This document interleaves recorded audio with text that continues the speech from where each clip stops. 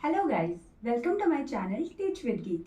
जैसा कि आपको पता है कि हम वोकैबुलरीज कर रहे हैं, लेकिन अब मुझे लगा कुछ न्यू करना चाहिए क्योंकि वन वर्ड सब्स्टिट्यूशन भी बहुत ज़्यादा पूछे जाते हैं कॉम्पिटिटिव एग्ज़ाम में। मैंने जितने भी अभी तक एनालाइज किए हैं, जितने भी पेपर्स, तो उसमें काफ़ी सारे vocabularies and one word substitution, सिनोनियम, एंटोनियम्स मैंने देखे हैं, जिनमें से मैं अभी आपको वन वर्ड सब्स्टिट्यूशन करवा रही हूँ। तो वन वर्ड सब्स्टिट्यूशन भी हम 5-5 लेकर करेंगे क्योंकि 5-5 ज़्यादा वोकैबुलरीज करने से आई थिंक एक बल्क ऑफ वोकैबुलरीज हमारे दिमाग में मिक्सअप हो जाती है। तो मुझे लगा कि 5-5 वोकैबुलरीज अगर हम करेंगे तो आपके लिए लर्न करना ज़्यादा इजी रहेगा, क्योंकि डे टू डे अगर आप लर्न करेंगे तो 5-5 वोकैबुलरी भी बहुत हैं वन डे में।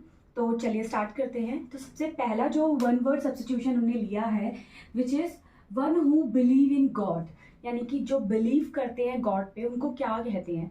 ये आपसे पूछा जाता है। बहुत सारे ऐसे कॉम्पिटिटिव एग्जाम में इसमें वन वर्ड एक लाइन दे दी, आपको उसका वन वर्ड सब्स्टिट्यूट बताना है कि उसको क्या बोलते हैं, उस सेंटेंस में उसका मीनिंग क्या होगा। कि एक वन वर्ड अगर आप वन वर्ड में उसको एक डिफाइन करें तो वो क्या होगा। तो सबसे पहले one who believe in God, तो जो बिलीव करता है गॉड पे उसको बोलते हैं हम थीस्ट, यानी कि जो बिलीव करते हैं। जो and second substitute is one who do not believe in God, यानी कि जो बिलीव नहीं करते गॉड पे उसको हम बोलते हैं अथीस्ट।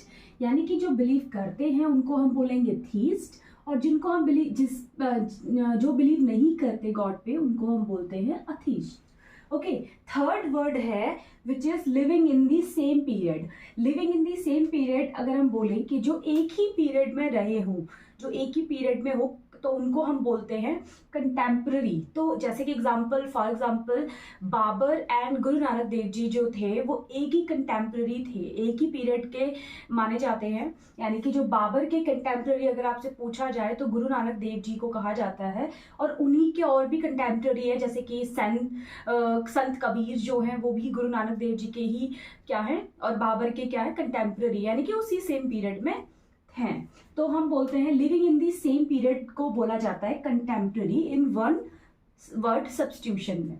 ओके, फोर्थ है one who is not able to pay his debt, यानी कि जो अब किसी को अपना खुद का जो डेट है उसको पे नहीं कर पाता, यानी कि उधार।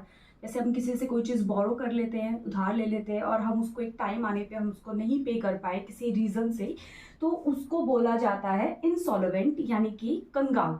ठीक है, तो इंसॉल्वेंट बोला जाता है कंगाल, यानी कि कंगाली हो गई है, उसके पास पैसे नहीं है क्योंकि वो टाइम से उसका डेट नहीं दे पाया। ठीक है, तो ये हो गया फोर्थ वन। अब लास्ट है fifth one, one who feels sympathetic towards human being, यानी कि जो ह्यूमन बीइंग, यानी कि इंसानों के प्रति जिसके अंदर एक सिंपैथी होती है, यानी कि एक उनको उनका फील कर पाता है वो, कि अगर किसी को कुछ तकलीफ में है तो वो फील कर पाता है कि क्या बोलते हैं कि वो खुद भी उस चीज़ को फील करेगा, यानी कि अगर कोई दूसरा दर्द में होगा तो उसको भी वो चीज़ फील होगी, तो एक सिंपैथी होगी। ठीक है, और एक होता है एम्पैथी और सिंपैथी में फ़र्क होता है, तो वो हम बाद में डिस्कस करेंगे।